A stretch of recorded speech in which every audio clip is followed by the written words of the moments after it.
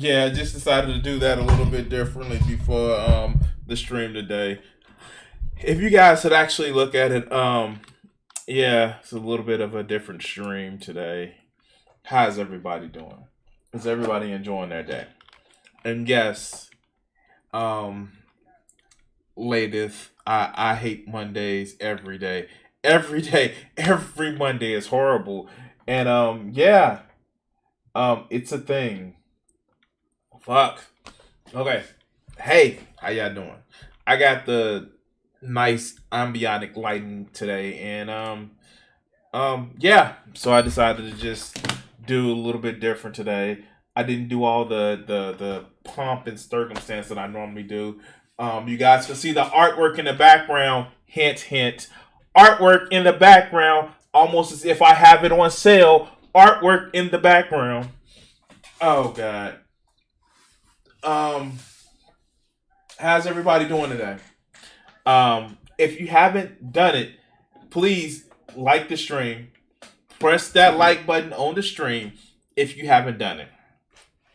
It helps out the channel a lot. And from what I heard, it actually gets more eyes on the channel. The more likes that the video gets, the more eyes it gets on the channel. So yeah, yeah. Help out the stream. Help out the stream. Speaking of helping out the stream, I know I what's up Joe? What's up Joe? I know probably I missed it last stream. First off, I want to thank Esther, the Afro humanist, for the donation to the stream and the way she was able to do it. At my Streamlab links up top. If you want to help out the stream at all, you can actually hit that Streamlab links, and it would actually help go to helping out the stream, helping out a young streamer. Say young relatively, and it would actually help out making sure that I can bring you guys content three days a week. Yay! Woohoo! Yeah, yeah. So yeah. It's Monday. It's Monday. We cracking it up over. Ah, shit! That hit the front of my teeth. It's Monday. It's Monday. It's Monday. How's everybody doing? Oh boy. Oh boy. Oh boy. Oh boy. Didn't follow much news this weekend. Mostly because it wasn't a good weekend for me. And what I mean by it wasn't a good weekend, uh, just dealing with some shit over the weekend. It was just like, I kind of got You guys saw me stream yesterday. I not only did I stream yesterday, I popped on Cornelius Ape stream for a little bit, but I was kind of um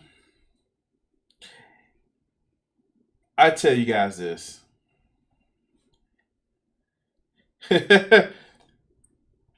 Yeah, no, it was actually raining out here, Joe. It was raining out here. Um, I want to let you guys know this. So here, like this is one of the reasons why I didn't feel like doing it. Um,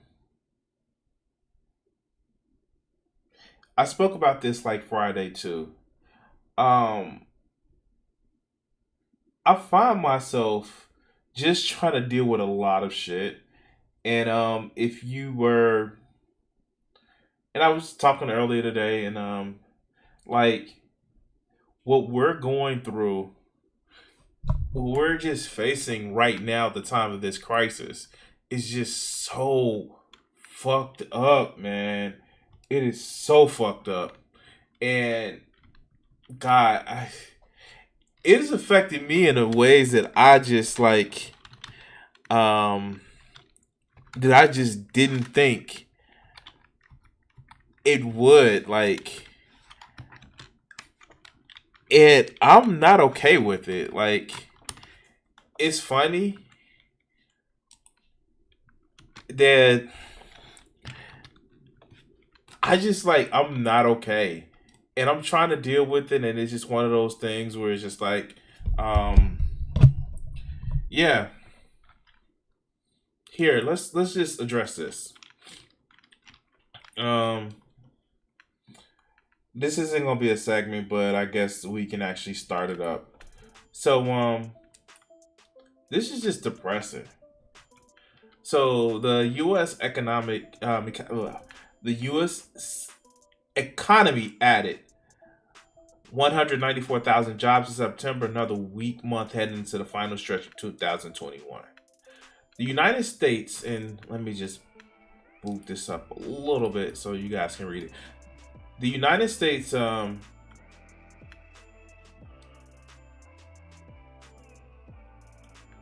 wow,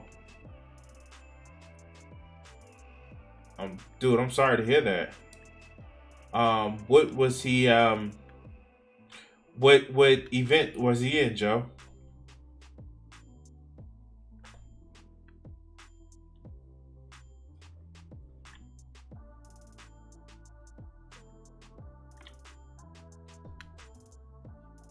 Yeah, that's rough. That is definitely rough. Um, and like this is just fuck. I hate to be the Debbie Downer, but let's just go over this. And this is like one of the things that I kind of fucking want to deal with. Bodybuilding. Oh shit. Damn. That. Yeah. Yeah. That's messed up.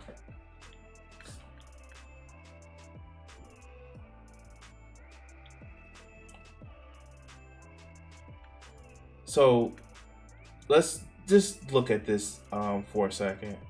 The United States added just about nine, 194,000 jobs in September. The Labor Department reported Friday, disappointing results that raised fresh concerns about the economic recovery as a Delta variant and lagging vaccination rates exacerbated long-standing labor market woes.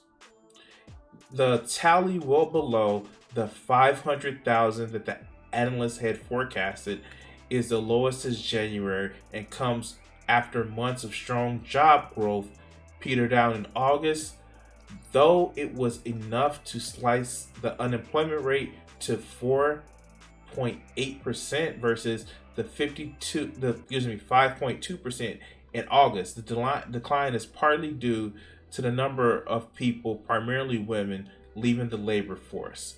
The pandemic's toll on the labor market is no longer a new phenomenon, and the public and political appetite for addressing it appears to be waning. After Congress allowed unemployment benefits to expire for at least 6 million Americans last month.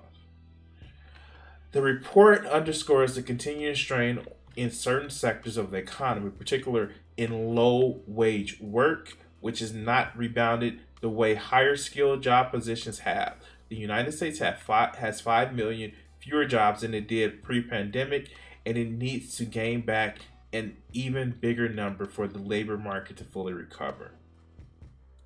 And for those numbers skewed along socioeconomic lines, while Americans 25 and older with college degrees fully recovered from their pandemic jobs losses in by May. Americans in similar age groups without degrees remained 4.6 million jobs below pre-pandemic level. September was supposed to be pivotal to push to gain back those jobs with widespread coronavirus vaccinations, falling caseloads, and return of normal functions such as in-person schooling to allow the economy to rev back up. But child care woes, lingering health concerns about the virus, and in-person work and skill wage and preferences mismatched for those looking for jobs continue to throw in recovery and doubt a unique and evolving set of challenges for policy makers and central bankers. Well, what I just read to you was that they thought that the search was going to get back to the mines because they cut the unemployment benefits, and they didn't. Mm. What happened is more and more people was just like, fuck these jobs. You want to pay us? You want to give us what we worth? Fuck these jobs. And they're not going back. And I don't blame them. It's sad, man. It's just sad. Fuck, it's sad. Like, why? Why don't they realize that people need a living wage? Why won't they realize this shit? God damn it. We still have a pandemic going on, people. We're still dealing with a pandemic. And the fact that you want to cut people's benefits in order to try to get them and force them back to the work, why don't you just pay people?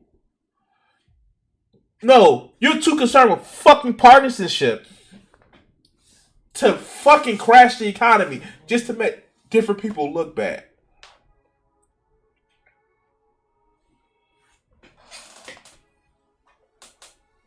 I don't know. I don't fucking know. I don't fucking know. You know what would actually help? What would actually help get us back to normal? Giving people the money that they're fucking missing out on for not having a job. You know what help us get back to better than normal? Making sure people have a fucking universal basic income. And not some bullshit, well, we're going to cut a benefit here in order to give you this shit here. No, just give us the fucking money. Give us the fucking money. Give us the fucking money. Give us the fucking money. And make it universal. Just make it universal. Just make it fucking universal. What are people gonna do? You know, they gonna have to spend that money on like stuff like drugs, like, you know, that one drug that they need, like called food that they need to eat.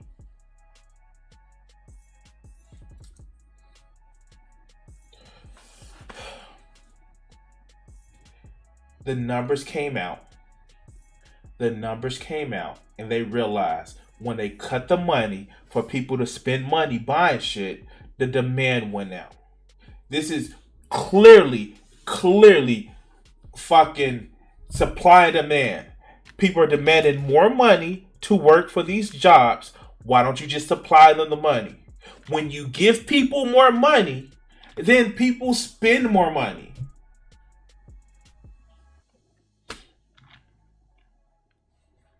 Yeah, like, no, like the fact is, they actually did this shit, and like we watched the Rucker Berkman video where they actually did the shit. And they found out this. Let me see if I can actually find it. It's in my history.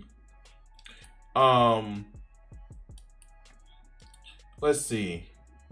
Let's go to my history. This wasn't supposed to be a segment. Here.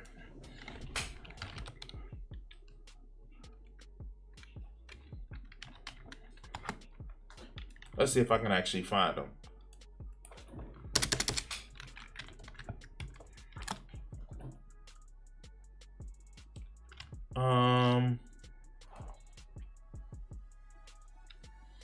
Yeah, let's do this video. I know I've done it before, but we're just gonna actually do this video. Man, here, check this out. Check this out.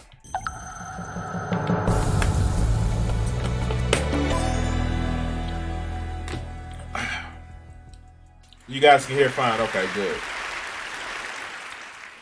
I'd like to start with a simple question. Now, why? If you don't know who Rucker Berkman is, literally, he was the guy that was at Davos. Like, they let a historical economist in. And, like, he said that all these places, all these people are going around, was like, we don't know where it happened, where we tax the rich, they're going to take their money and go somewhere else, and all this other good bullshit. He said it worked in America, where the effective tax rate was like 70%, in some cases 90%, And when people hear that, they say, "What do you mean?" They're just like, "No, at a certain amount, your money is taxed at 70%, and then above that is taxed at a different rate." But yeah, it was working for the 1950s. But let's hear his TED talk, shall we? Do the poor make so many poor decisions? I know it's a harsh question, but take a look at the data. The poor borrow more, save less, smoke more, exercise less, drink more, and eat less healthfully. Why? Well, the standard explanation was once summed up by the British Prime Minister Margaret Thatcher, and she called poverty a personality defect. Man, fuck that bitch. I'm glad she's dead, cold, and in the grave. Fuck her. And I can say that because she's dead. Let's go. A lack of character, basically. Now, I'm sure not many of you would be so blunt. But the idea that there's something wrong with the poor themselves is not restricted to Mrs. Thatcher. Some of you may believe that the poor should be held responsible for their own mistakes, and others may argue that we should help them to make better decisions. So if you guys don't get this, this is that whole paternalistic thing. Oh, they're just poor. They don't know what to do with the money. Oh, they're just poor. They're stupid. Or they're just poor. They just don't know any better. They're just poor. So we need to tell them what to do. But the underlying assumption is the same. There's something wrong with them. If we could just change them. If we could just teach them how to live their lives. If they would only listen. And to be honest, this was what I thought for a long time. It was only a few years ago that I discovered that everything I thought I knew about poverty was wrong. It all started when I accidentally stumbled upon a paper by a few American psychologists. They had traveled 8,000 miles all the way to India for a fascinating study. Now, I've heard this study before, and yeah, we've watched this video before on this channel, but listen to this study. Listen to this study and see what you guys get from it. And it was an experiment with sugarcane farmers. You should know that these farmers collect about 60% of their annual income all at once, right after the harvest. And this means that they're relatively poor one part of the year and rich the other. And the researchers asked them to do an IQ test before and after the harvest. What they subsequently discovered completely blew my mind. Wait, first, I'm gonna have to say this. IQ tests are bullshit. Like, they're just bullshit. They only determine how well you can take a test. They're bullshit. That being said, I think what he's gonna say about this does hold some weight. Let's continue. Farmers scored much worse on the test before the harvest. The effects of living in poverty, it turns out, correspond to losing 14 points of IQ. Now, to give you an idea, that's comparable to losing a night's sleep, or the effects of alcoholism. A few months later, I heard that Elder Shafir, a professor at Princeton University and one of the authors of this study, was coming over to Holland, where I live. So we met up in Amsterdam to talk about his revolutionary new theory of poverty. I wonder if they were in Amsterdam, did they enjoy Amsterdam? I'm being an asshole. Let's go. And I can sum it up in just two words. Scarcity mentality. It turns out that people behave differently when they perceive a thing to be scarce. And what that thing is doesn't much matter, whether it's not enough time, money, or food. You all know this feeling when you've got too much to do, or when you've put a breaking for lunch and your blood sugar takes a dive. You know, this narrows your focus to your immediate lack, to the sandwich you've got to have now, the meeting that's starting in 5 minutes, or the bills that have to be paid tomorrow. All right, so I'm going to take a break right here and say this. So one of the things that I do want to say, this is not just with money and shit. Ironically, I actually do see the same thing when people talk about their relationships. Like you have no idea. Like, okay, so I'm not a part of the just monogamous crowd. Do I practice ethical non-monogamy when I'm with somebody? Yeah. And like this could be broken down to just like when people feel like when you're poor, you want to actually even hold on to relationships that you think that may be toxic as shit, or a relationship style in order to secure your motherfucker, like what you think your wealth is. And that's scary. There are so many people that hold on to a monogamous relationship, that hold on to a toxic relationship because they're just fucking poor. Um, which is sad because they still end up cheating and it still fucks them over in the end. But like, I just want to take that time to just say that, like, yeah, no, it's scary because when you think that your resources are scarce, you start to think fucking different or go against your nature or to pretend to be something that you're not. This shit is scary. This shit is like really, really scary. But let's continue. So the long-term perspective goes out the window. You could compare it to a new computer that's running 10 heavy programs at once. It gets slower and slower, making errors. Eventually it freezes, not because it's a bad computer, but because it has too much to do at once. Yeah. And the poor have the same problem. They're not making dumb decisions because they are dumb, but because they're living in a context in which anyone would make dumb decisions. So suddenly, I understood why so many of our anti-poverty programs don't work. Well, it doesn't work because you're just trying to tell the poor what to do. You're just trying to, oh my God, instead of addressing the situations where it's leading to poor decisions, instead of addressing where it's leading to like just fucked up situations, you are literally just like, oh yeah, just do this. What about you worried about your housing? You worried about your fucking telecommunication? Like, what about you're worried because you don't know if you don't have enough money to pay one thing or the next? Where is that shit at? Like, how do you not how do these people not realize this? It's not that these people can't make good decisions. It's just that it's one decision after one decision after one decision after another decision. When you're a fucking wine mob in the suburbs and you have to wonder, do you want fucking white or red wine or let's just say rosé? Those are different decisions. You get a little bit more time. But when you're trying to make it to this and then that and then this and then that, you're only thinking like one or two steps ahead. But let's continue. Investments in education, for example, are often completely ineffective. Poverty is not a lack of knowledge. A recent analysis of 201 studies on the effectiveness of money management training came to the conclusion that it has almost no effect at all. Now, don't get me wrong. This is not to say that the poor don't learn anything. They can come out wiser, for sure. But it's not enough. So, this is actually really, really fun.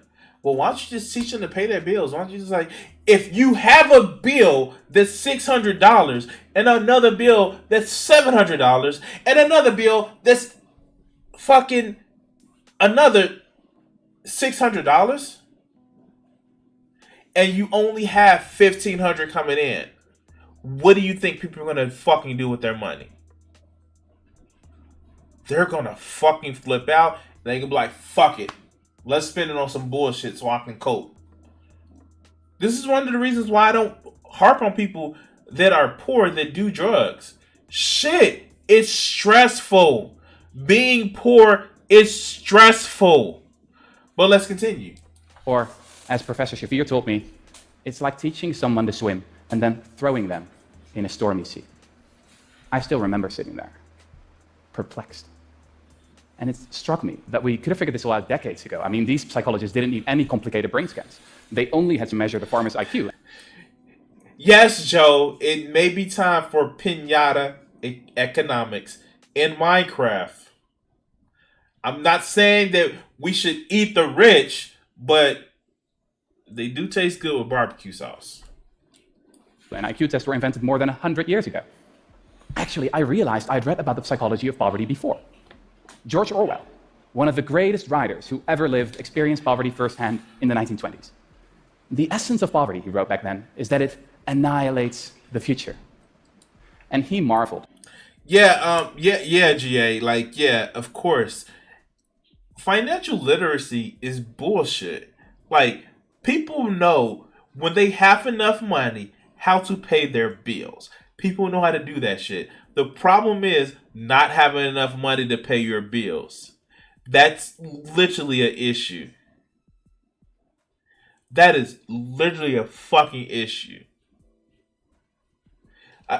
But let's let Professor Berkman finish. At, quote, how people take it for granted they have the right to preach at you and pray over you as soon as your income falls below a certain level. Now, those words are every bit as resonant today. The big question is, of course, what can be done? Modern economists have a few solutions up their sleeves.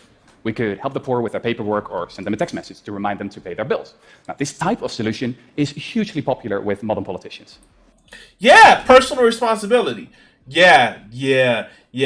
Personal responsibility for the poor and subsidies for the rich. I'm sorry. Mostly because, well, they cost next to nothing. These solutions are, I think, a symbol of this era in which we so often treat the symptoms but ignore the underlying cause. So I wonder, why don't we just change the context in which the poor live? Or, going back to our computer analogy, why keep tinkering around with the software when we can easily solve the problem by installing some extra memory instead? Now, at that point, Professor Shafir responded with a blank look.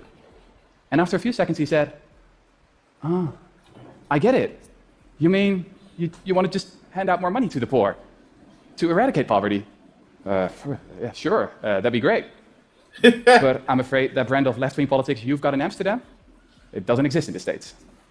But is this really an old-fashioned leftist idea? All right, we did enough of this video.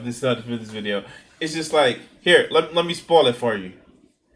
That many of you may feel pessimistic about a future of rising inequality, xenophobia, and climate change. But it's not enough to know what we're against. We also need to be for something. Martin Luther King didn't say, I have a nightmare. He had a dream. So, here's my dream. Yes, let's hear it. I believe in a future where the value of your work is not determined by the size of your paycheck, but by the amount of happiness you spread and the amount of meaning you give. Mind you, this man isn't a fucking Marxist, but he is literally stating Marxist principles. The value of your work isn't determined by the size of your paycheck, but what you're able to give to society. But let's go. I believe in a future where the point of education is not to prepare you for another useless job, but for a life well lived. I believe in a future where an existence without poverty is not a privilege, but a right we all deserve. So here we are. We've got the research, we've got the evidence, and we've got the means. Now, more than 500 years after Thomas More first wrote about basic income, and 100 years after George Orwell discovered the true nature of poverty, we all need to change our worldview. Because poverty is not a lack of character. Poverty is a lack of cash. Thank you.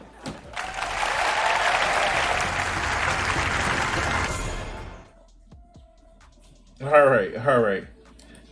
Just like Professor Berkman said, poverty is not a lack of character. It's just a lack of money. Yeah, and we have gone so far away from that, Joe. We have gone so far away from that. And it's sad. It's sad. And people still believe that that's the case, that people can live off of basic pennies. Why is it that the poverty line now is, for a single person, $15,000? What do you do with just $15,000 a year in most states? What do you do with that? Even if you had to live in a place where your rent was, say, like $700, that's $8,400 a year. $8,400 a year. Out of $15,000, that's $15,000 before tax. What do you do with that? What the fuck do you do with it? Like, I don't understand. I fucking don't understand. Because it's not about making sure people have affordable living. It's about making sure that profits are going to the right people. I don't know. Like, these are the things that pisses me off. These are the things that pisses me off. Man. I just can't anymore. I can't pretend to just act as if we're not in a fucked up ass system anymore. So why? Not you in the chat, but why? Everybody who's not in the chat, why is it that you can pretend that things aren't fucked up? Is it because you're just ahead, your head is just above the water, while everybody else is drowning, and so it's only matter to you? Why? Why? What? Why can you pretend that everything is okay? Anyway, guys, I'm sorry. This isn't supposed to be a segment. I guess I turned it to a segment. I don't know. Oh god. Oh wow. So anyway. Yeah, we're gonna call that a segment, and I guess I'm gonna cut it here. Yeah, look at Hassan's house. Hassan Piker or Hassanabi on Twitch, just got shit for a $2 million house that ain't even that big. It just got a garage and it's in West Hollywood. I don't know what else to say.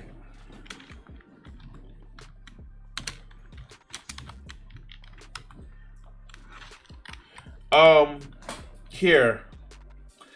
Let's do a video. Let's work on a video right now.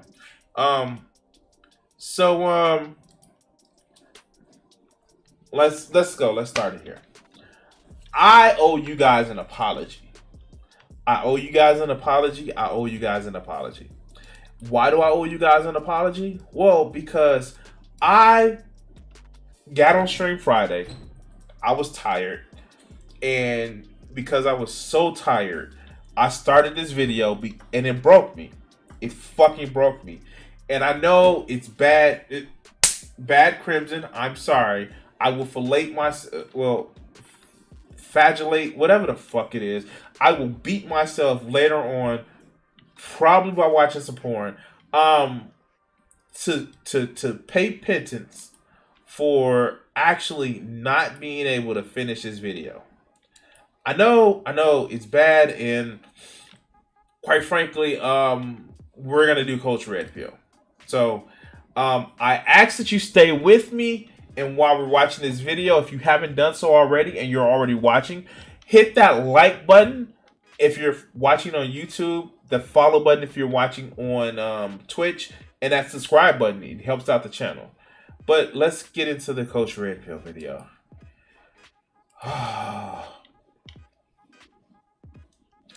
So let's just give a little bit of synopsis. Last time on the Coach Red Pill video, he spent 2.5 minutes whining and crying for you guys to share it with at least 2 people. Oh my God, please share this video with at least 2 people. Please share this video.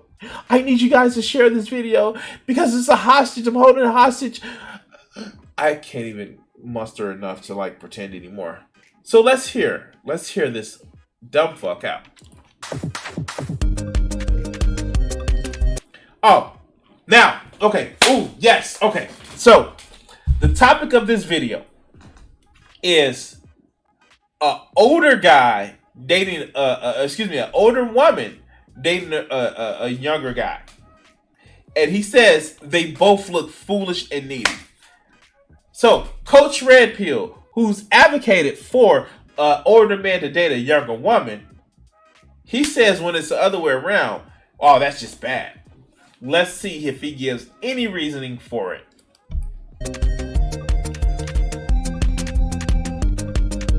You know where the expression cougar comes from? It comes from New York. In fact, it originated when I was living in New York in the late 90s.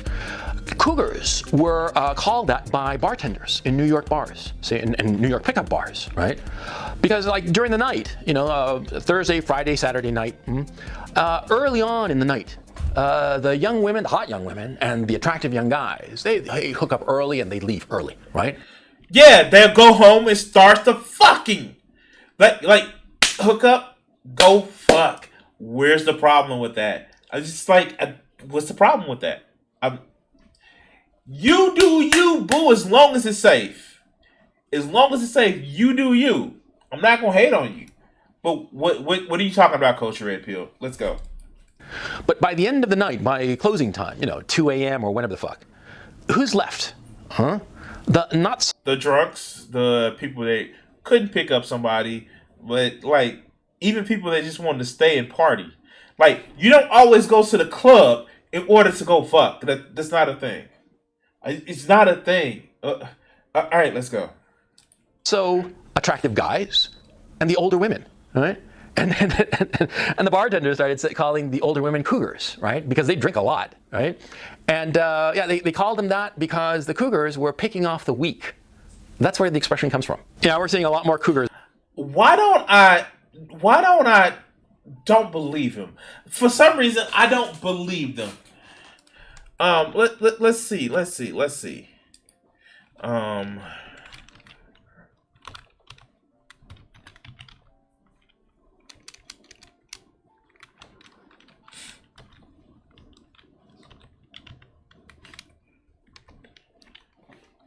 Why can't I spell this? Krug. Am I spelling it right? Oh, I definitely was spelling it wrong.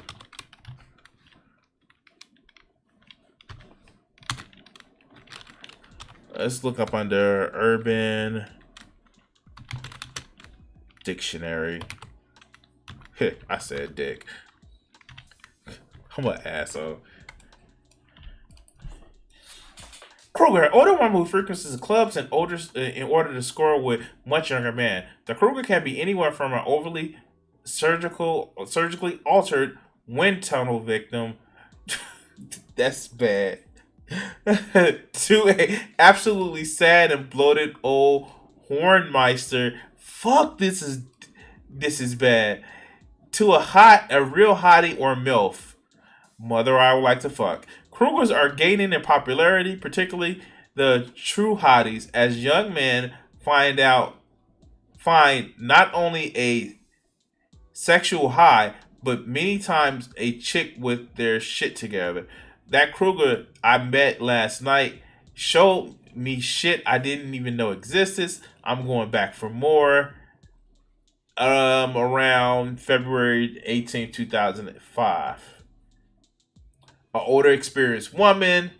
Like, some of this shit is just old. Like, what did he say in the 90s? Like, fuck. Like, if once you hit a 40, you're a Kruger? Damn, I need to know some women that I know that shit. Anyway, let's go.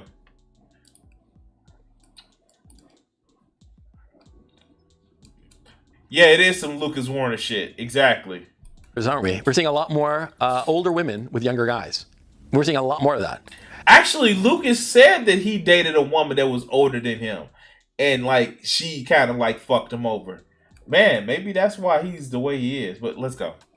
And you have to understand where this fashion, if you will, this trend, whatever you want to call it, you have to understand where it's coming from. You have to understand the need that is being fulfilled by either one of the two sexes. Because women are getting something out of being with a younger guy. And the younger guys are getting something for being with the older women. Yes, it's called sex. They're both getting sex. That's the thing. They're getting sex. They're getting companionship. They're getting friendship. And they're getting laid. What's the problem, Coach? Okay, let's go. And if you understand the dynamic that's going on, the motivation of both sides, then you'll have some insights about the whole situation. And so let me get started. Now, wait. All of that was him getting started. He spent literally 2 minutes getting started, and he has this shitty grin. Like, oh my god, why does he have such a shitty grin on his face? Like he's about to tell you the truth. Let's go. Younger guys have always been attracted to older women since forever. Okay, and it's very normal for a young boy, 8 years old, 6 years old, or whatever, to fall in love with like the babysitter, for instance. Wait. We're going to say this right here. And I'm going to say this. I'm going to be very, very, very, very serious when I say this. I don't care what any of these stupid motherfuckers think is if it's a rite of passage or not. there is no way, no reason, no how any child should be touched by a teenager or an adult. I don't give a fuck if it's pats on the back or shit like that. No, that shit doesn't fucking pass muster. You fuck over and screw up. Not only when it happens to young girls and older guys, but guys, boys that are touched by grown women should have the same fucking protection that a woman has, because it's still pedo shit. And I'm sorry, it's not a badge of honor. It's not this. Like, no, you should not be abused, because that's abuse. So before he gets into this, if he gets into this sickening shit, yeah, no, yeah, but let's continue. Let's continue. Or some aunt or something like that. It's very normal. You know, it's sort of like, I think personally, I don't have any evidence for this, but this is my suspicion, that it's sort of like the brain, you know, gearing up and figuring out how it is to fall in love with some. Yes, you don't have any evidence for it, because that's bullshit. Wow. No, that's not how it works, dog. That's not how it works. But, you know, Coach Red Pill most likely has never been in love, so he wouldn't understand. Somebody that's more quote unquote age appropriate. Okay. Now I know this because, you know, I have a son of my own and he's 6 years old. And I remember when he was newborn, I'm talking, you know, maybe a couple of weeks. Okay. No less, maybe a week. Okay. All of a sudden he got an erection. And I was like, what the fuck is going on? He's has. I'm gonna, like, did he just self-report? No, that.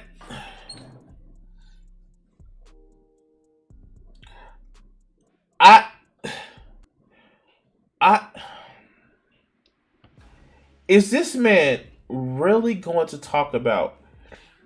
Is he really going to talk about that his newborn child was somehow a rap? That doesn't even work like that.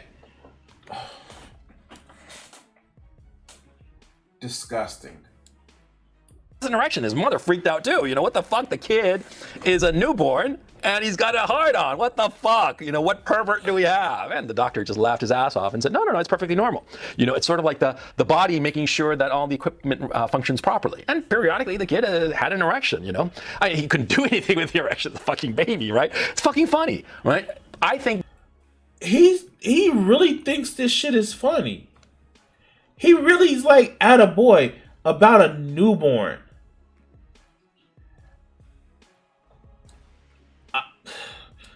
By the same token of like testing out that all the equipment is working properly, that young boys fall in love with the babysitter or some aunt or some older cousin, shit like that. They develop a huge crush, and I think it's perfectly normal and it's perfectly harmless, right? But when a guy is already into his early 20s, late teens and early 20s, and he finds himself attracted to an older woman, then that's something else. Then I think that that's basically a function of immaturity and a desire to be a boy forever. Yeah, because how? Oh my god! How? Oh my god! Wait, you may just like older women. That don't mean shit. What? How?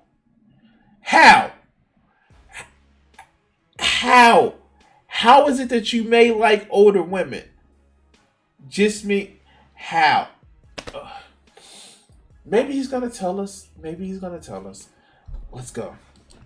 when a guy is in his early 20s, say 25 for the sake of argument, and he is attracted to some 40-year-old woman, 45, 50-year-old woman, okay, which happens a lot. Well, what's going on there? I mean, quite obviously, the guy is looking for some sort of mother substitute. And what? Huh? What?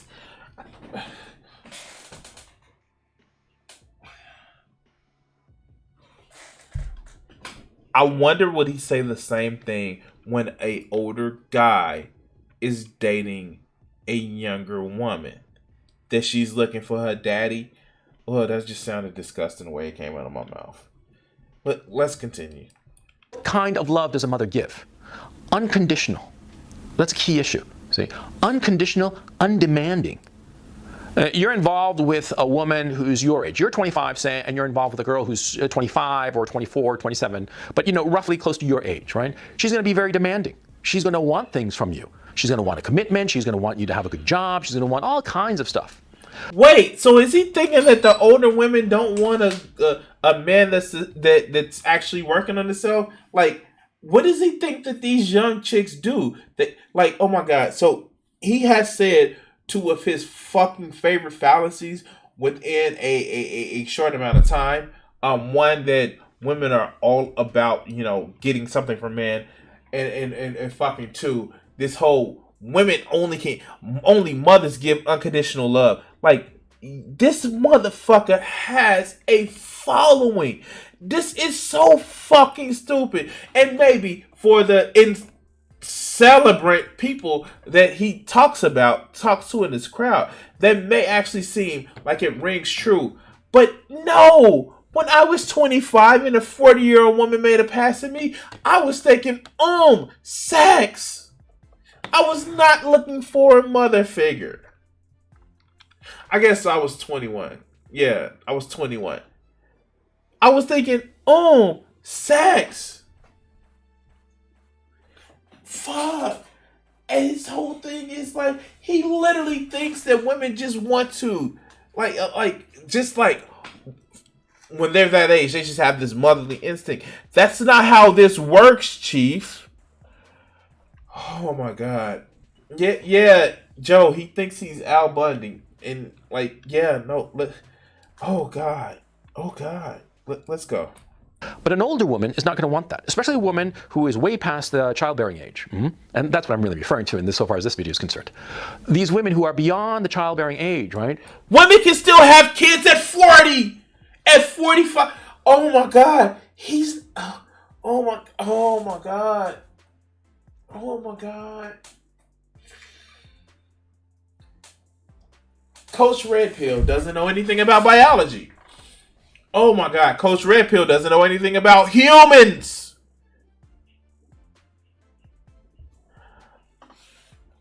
Why does he think that the only reason a woman gets with a man is to breed? If not, then she's crazy or she's desperate or some shit. People get together other than to breed. Like, this motherfucker is playing out his fucking breeding fantasy across a fucking 2 YouTube channels. But let's continue. They're not going to demand anything from the young guy. Of course not. Because they're probably going to have their own successful career or successful enough, earning enough money.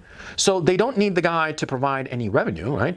She can't have any kids, okay? She's not going to need any kind of commitment from him. So from the guy's point of view, the young guy's point of view, being with an older woman is just, it's having a good time with no responsibilities. Wait, you can still get in a relationship without having kids. You dumb fuck.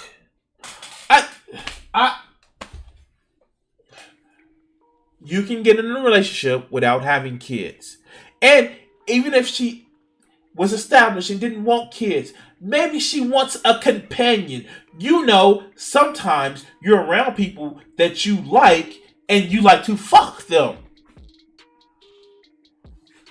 Oh my God, this video is breaking me. This video is, oh my God, this video is breaking me. Let's continue. It's being a boy again. And see, of course, if a young guy who's 25 has a relationship with a woman like that, an older woman, and they continue in that regime, and they continue where basically she doesn't. That bullshit. I want to choke him in Roblox multiple times until he stopped that. Stop. All right, let's go. Doesn't make any demands because she never will, because she doesn't have any needs that he cannot fulfill except the sexual, perhaps, and that of companionship, right? Well, the guy is never going to. Wait, is that okay? She wants to fuck him and have a companion. For a lot of people, that's it. That's good. That is A-okay. So what? So the fuck what? Let's continue. Sure. The guy is always going to be a boy. He's always going to be a How? boy without any kind of responsibilities, without the weight of responsibilities. He'll be like this Peter Pan figure. What responsibilities make you grow up? Please, can we? Because we need to give those to you. What responsibilities make you grow up? What responsibilities? Maybe he'll actually explain what responsibilities make you grow up. Let's hear for it.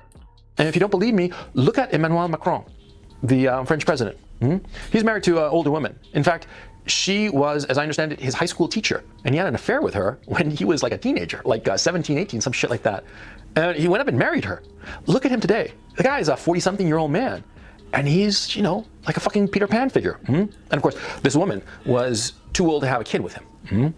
She's substantially and noticeably older than him. And he is like this Peter Pan boy. He's a 40-something-year-old man who looks and acts like a boy.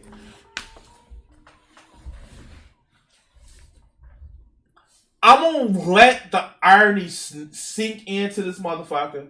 I'm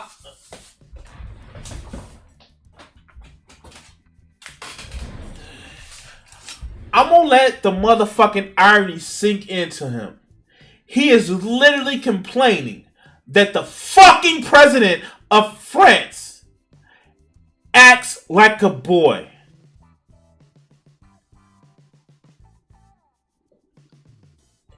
The person that has decided to take the responsibility of being the president of a fucking G8 country, or G7 at this current time, is acting like a boy. Because he looks young for his age? I'm lost at that one. What is he? Is he not doing the shit that a president does? He's a neoliberal, almost fascist. Yes, fuck him. But he is literally the president of a fucking G7 country. But he doesn't, want to take responsibility because he's not popping out kids? He's a fucking president, you dumb fuck. Okay. Let's continue. And that's what a lot of these guys want. They want an older woman so they can forever be a boy. So they can be Peter Pan. Now, what about the women? What do they... How? He still didn't explain how. Is it just because he's not breeding? Like, I swear to God, this man actually has a breeding fetish. I don't get it. I don't get what... Oh, okay. What did the older women get out of it? Let's go. They want. You can ask an older woman yourself, but more likely than not, the older woman will not just merely want the sex, okay? Sex with a younger guy, the younger guy by definition is going to be a lot more energetic. He's going to fuck her a lot better than an older guy. Yeah, an older guy is going to just be too old to bother her,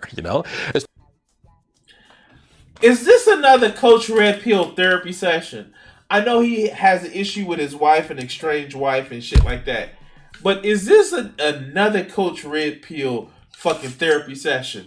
Did his wife leave him because, well, he's Gonzalo, and like she may have found the better dick that gets up at anytime she wants it? Is this another Coach Red Pill? Yeah, this happens with women who like younger men. Is this another situation like that? Especially if she's an older woman, the older guy is not going to make that much of a fucking effort. Whereas the young guy is certainly going to be energetic. This is about him. This is allegedly. I'm alleging that it's about him because he's fucking stupid.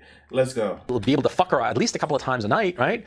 And he's going to be all kinds of romantic because an older guy, he's been around the block enough that he knows that romance is just a crock. So he's not going to be all romantic and fluffy and shit. Whereas the young guy will. He'll write her poems and make her feel young, make her feel good, make her feel desired and romantic and just cozy, okay? That's what she's going to get from the younger guy, quite apart from the sex. And also, a key issue that should never be underestimated. See, an older woman will be able to control the younger guy, control him very easily, and not merely by way of sex. See? An older woman will have no trouble at all undermining his self-confidence without him even realizing it. Oh, he zoomed in for that. Like, how dare you?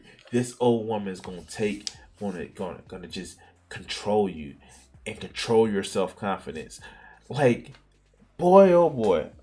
And this is a definitely fun apocryphal story, my friend. Let's go. And making him feel that she is the only woman that he'll ever get. Because that's something that a lot of younger women don't understand about their relationship with a guy. A lot of times, a younger girl with a guy does not understand that the guy thinks that she, the girlfriend or wife or perhaps, is the best he'll ever get. That's what he thinks. It's not objectively true, but that's what he thinks. And so a younger woman won't understand why a guy is so, brokenhearted and just totally destroyed when they break up, right? But see, an older woman will understand this dynamic, and she'll take advantage of it. And she'll subtly manipulate the guy into thinking that if he ever leaves her, there's no woman on earth who will love him. Okay, I'm sorry, I'm done. I can't keep doing this bullshit.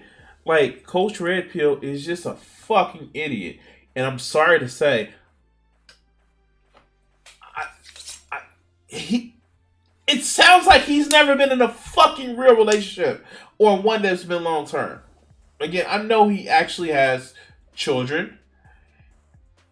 I know that there was an issue going on with his spouse. I don't know. Like, a lot of this shit sounds like he's just looking for like a way to actually perform a therapy. And if that's what you want to do, dog,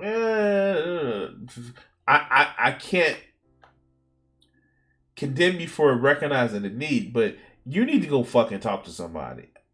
Anyway, guys, if you like this video clip, please hit that like button and make sure you subscribe and follow if you're watching on Twitch or if you're watching on YouTube. And later on, just hit that share button. Let them know that Crimson 60620 has cut the video right here.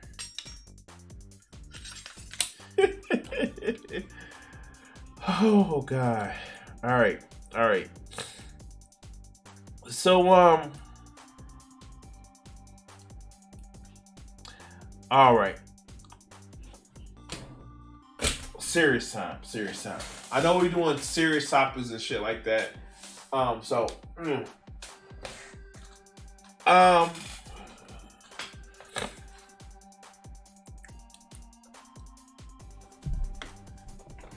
right.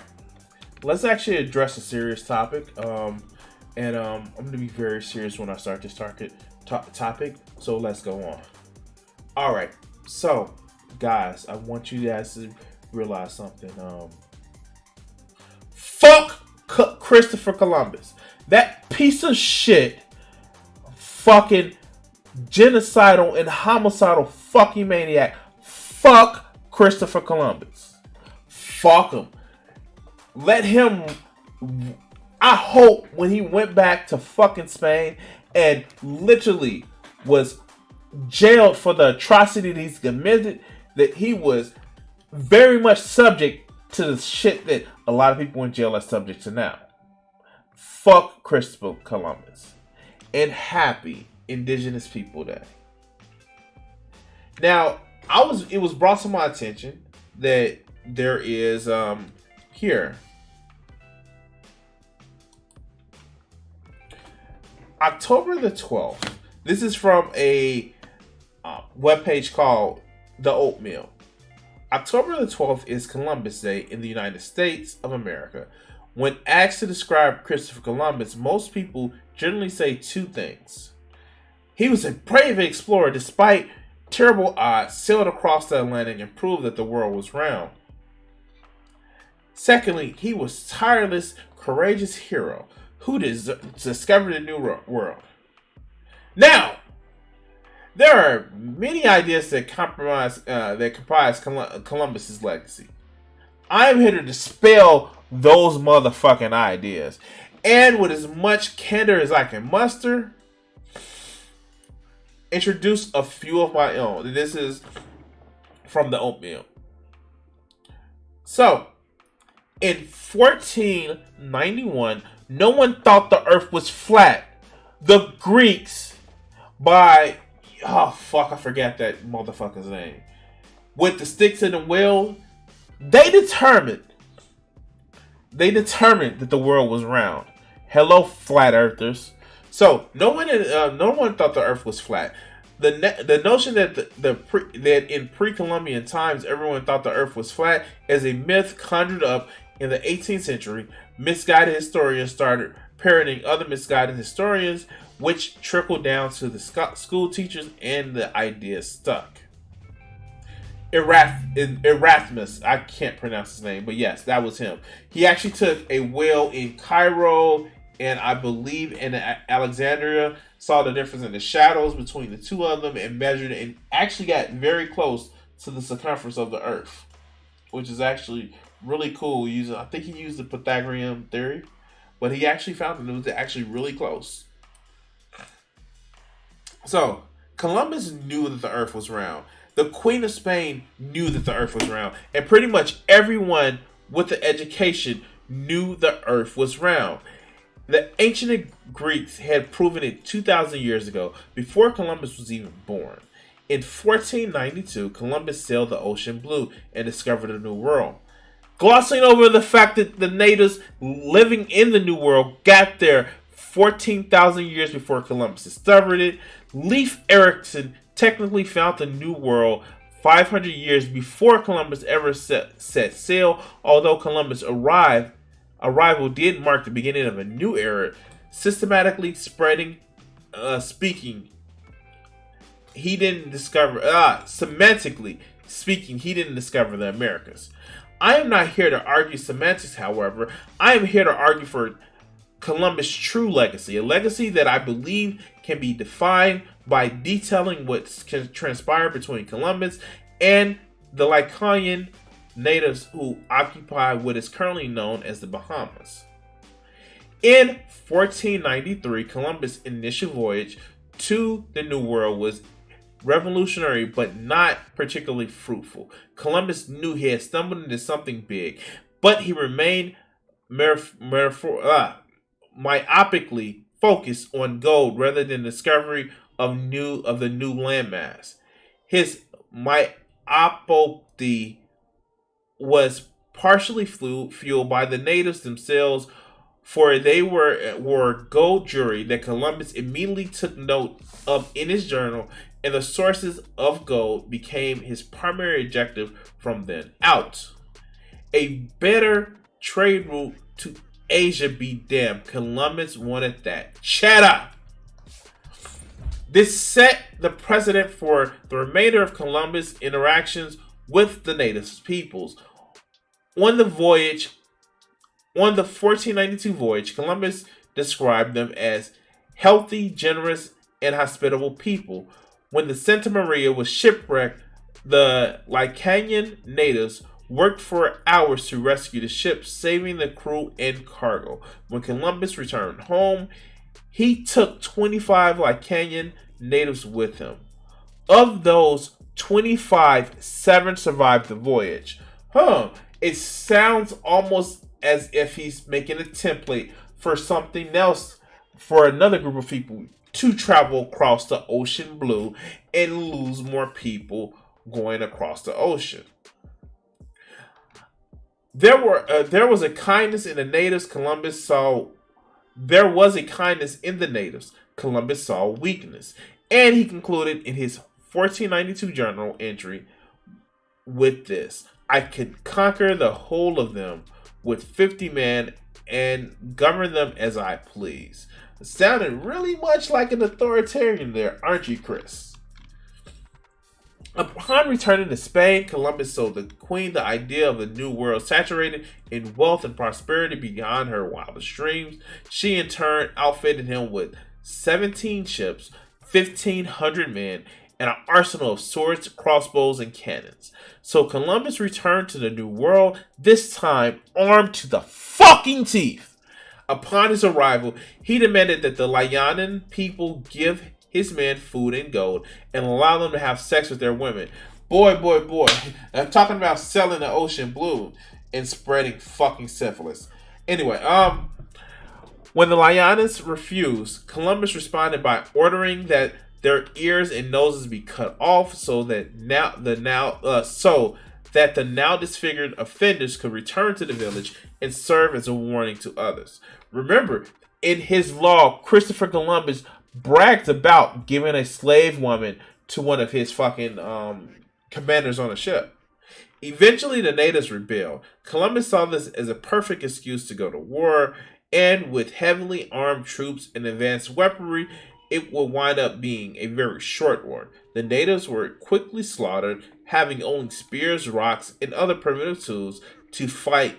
There are eyewitness accounts of fallen Layanan warriors being fed to hungry dogs while they're still alive, screaming and wailing in agony as the dogs feasted on their limbs and entrails. Yeah, I'm not gonna finish this whole. Like, this is the Christopher Columbus that these motherfuckers want to celebrate. This is it. This is it. This motherfucker who literally used to fucking cut off ears and noses to make a fucking point. Man, fuck Christopher Columbus. And the fucking Nina, the Pinta, and the Santa Maria. Fuck them. Man. Look. There are not a lot that I would agree on the motherfucking black separatists on. But fuck these colonizers, right? Right? No, fuck. Okay. Shit. Oh God. Okay. But yeah, no. Fuck Christopher Columbus. And. You know what you don't have to fuck? If you're a young lady, I may want to fuck you. But you know what? You can actually like and share and subscribe to the channel. Please make sure that you're hitting that bell notification to let you know when I go live or drop a new video. Other than that, guys, I do want to say thank you for watching this video clip. And we're going to fucking cut it here. All right.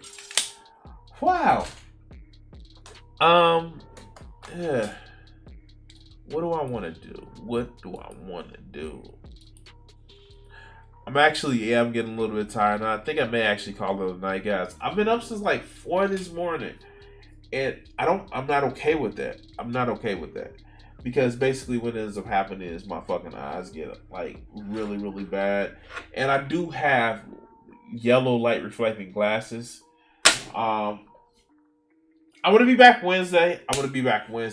So you guys can actually have more of this. But anyway, guys, I want to say thank you for everybody that's actually appeared in the chat. Joe, GA, anybody that's actually showed up in the chat. Thank you for being part of this this lovely video today, this video stream today. And well, hope you guys enjoy the rest of your night and see you back Wednesday. Peace. What do you think that these executives are afraid you're going to do to white America? Probably stop some racism. Stop racism? Yeah. I'm probably afraid of that because then people don't hate each other, and people start talking to each other, and then they start talking to each other, they find out who's the problem. Which is? Greedy people. Greedy. I have a couple things I want to ask you there. Do you really think that some of the guys that you dealt with at NBC, no names, right? Because there's lawsuits for that too, that some of these guys really want to promote racism actively, or is it a subconscious? I just think it's part of capitalism is to promote racism, right? In order to make things work. If you feel better because you're white and you can get a job, you use that. I mean, I would. Absolutely. Say, I'm sorry, Jack, but shit, they say I'm white. I'm going to use this. Right. Absolutely. Get this job. I'm hungry, But, and that separates people. So they keep people separated, and that keeps them from thinking about the real problem. That's as simple as I see it. Probably it's not that simple, but... Now, all right, you and I are about the same age, right? We're in our mid-30s. How long is it going to take before guys who think like you, and I say guys who think like me, people who don't want to have racism in the country, people who don't want to be oppressing any minority, whatever it is, sexual, whatever minority, really get into positions of power and can change things? You can't get in a position of power, it seems, if you think like that. It seems that the only time you get in a position of power is if you're like the people that are in power. To me, I mean, that's the way it goes. I mean, people that get to become executives become like the people that were already executives. I don't know, maybe... They go in with good intentions, but it eats them up. It's like a cesspool, you know, it just gets on you and it starts the system eating. levels them. Pretty soon it's Is all that gone. what a cesspool sounds like? Yes.